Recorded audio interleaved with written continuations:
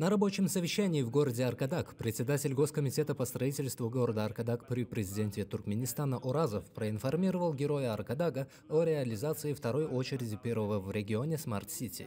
Прозвучала также информация от предстоящей командировки делегации Туркменистана для участия во Всемирной выставке умных городов в столице Республики Корея World Smart City Expo.